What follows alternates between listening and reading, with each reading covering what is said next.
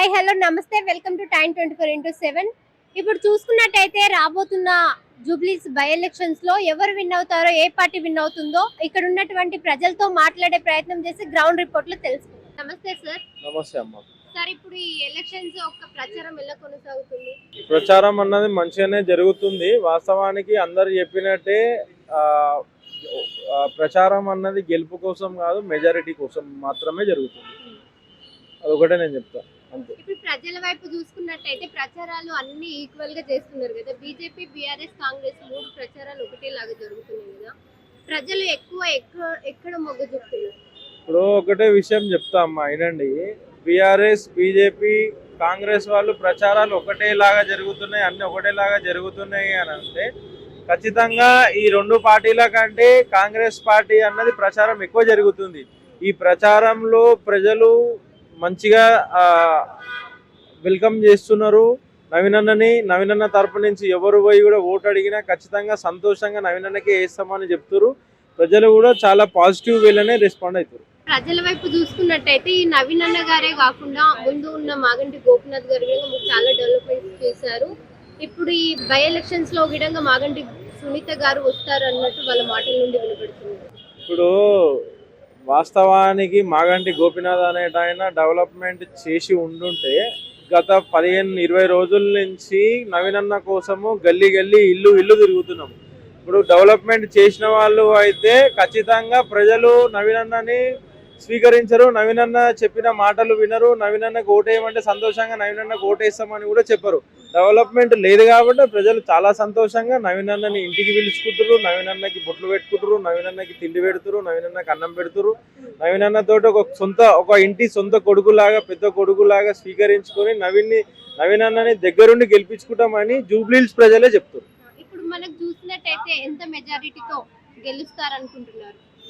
ఖచ్చితంగా 50,000 నుంచి 60,000 మెజారిటీ తోటి గెలుస్తాడని అయితే మేము అనుకుంటున్నాం. ఈ జూబ్లీహిల్స్ బై ఎలక్షన్స్ లో కంపల్సరీ కాంగ్రెస్ జెండా ఎగిరేయబోతుందని అంటారా? అన్న నో డౌట్. ఇక వేరే ఆప్షన్ లేదు. జూబ్లీహిల్స్ ప్రజలు పండుకున్నప్పుడు నిద్రలో లేపి కూడా రేపు పొద్దుగాల ఎవరు గెలుస్తారు అంటే ఖచ్చితంగా కాంగ్రెసే గెలుస్తుంది అని చెప్తారు. నమస్తే అంకుల్. ఇప్పుడు ప్రచారాలు జరుగుతున్నాయి కదా జూబ్లీహిల్స్ బై ఎలక్షన్స్ కోసం, ఎలా కొనసాగుతుంది? బాగా పోటీగా ఉన్నాయి. అందులో నవీనన్న నగ్గాలని మాకు అనుకుంటున్నాం. అందుబాటులో ఉంటాడు. పార్టీలు పోటీ పడుతున్నారు కదా, ఎవరు వస్తే బాగుంది అనుకుంటున్నారు? నవీనన్నే రావాలి ఈ బొట్టికి. వాళ్ళందరూ వచ్చి అన్ని చేసిన వాళ్ళు కాబట్టి ఈ బొట్టి నవీనన్న వస్తే మంచిగా చేస్తారు. మాకు చాలా మనిషి నవీనన్న అంత మనిషి ఎవరు లేరు. ఇవాళ ఆంధ్ర ప్రతి ఒక్కరు బతినాడంటే నవీనన్న ఫ్యామిలీ వాళ్ళు ఇక్కడ ఉన్నాం. అలాంటి నవీనన్న ఇంట్లో అందరూ మంచి వాళ్ళు, ఆడవాళ్ళు కానీ మగవాళ్ళు కానీ, వెంకటన్న కానీ, శ్రీశైలం కానీ, రమేష్ అని కానీ. మరి ఇంత ముందుకు 3 ఏళ్ళు బీఆర్ఎస్ నుండి గోపినాథ్ గారు ఉన్నారు కదా, ఆయన కూడా మంచిగా ఇంకో రోడ్డు వేసాడు అంటే మరి ఆయన మర్చిపోలేం. ఎందుకంటే ఈయన సాగరాకి వచ్చాడు కదా, బోల్ డబ్బులు ఖర్చు పెట్టేసుకున్నాడు కాబట్టి ఈయన వస్తే మంచిగా ఉంటుందని అనుకుంటున్నాం. మరి గోపినాథ్ గారు అంత మంచి చేస్తే ఆవిడ కూడా మరి ఏంటంటే ఒకసారి చూద్దాం అన్నారు అందరూ. మీరు మరి ఎవరు కోటేద్దాం అనుకుంటున్నారు? మరి లేదు కదా ఓటు ఇక్కడ, నాకు ఓటు లేదు. ఆంధ్రలో ఉంది. ఇద్దరు ఎవరు వచ్చినా పర్వాలేదు, గొడవలు పెట్టుకోకుండా. ఈయన మంచి చెప్తే ఆవిడ మంచి చెప్తే ఆవిడ సానుభూతి మీద ఉంది కొద్దిగా. ఆవిడ దేవుడే కనకరించారు. మరి గోపినాథ్ ఎవరు వచ్చినా మంచి చేస్తారు. ఈయనంటే అందుబాటులో ఉంటాడు కాబట్టి గమ్మున వస్తూ ఉంటారు. వెనకాల వాళ్ళు కొంతమంది చెడిపోతున్నారు అంతే. ఎత్తులో మంచి వాళ్ళే. ఫ్యామిలీ శ్రీశైలం ఫ్యామిలీ చాలా మంచి. ఇప్పుడు ప్రచారాలు జరుగుతున్నాయి కదా అంకుల్, బై ఎలక్షన్స్ కోసం జూబ్లీహిల్స్ లో ఎలా జరుగుతున్నాయి?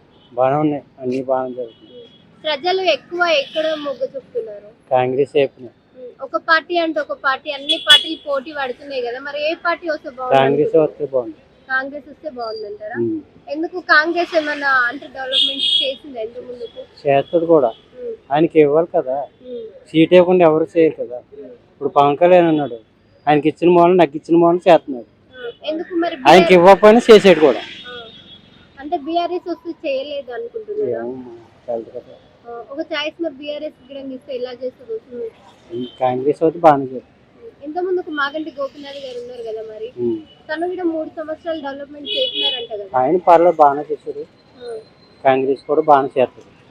మరి ఇప్పుడు ఈ జూబ్లీహిల్స్ బై ఎలక్షన్స్ లో ఏ పార్టీ వస్తే బాగుంది అనుకుంటున్నారు? కాంగ్రెస్ వస్తే బాగుంది. కాంగ్రెస్. మీరు ఏ పార్టీ కోటేద్దాం అనుకుంటారు? ఏమో అప్పటి వరకు.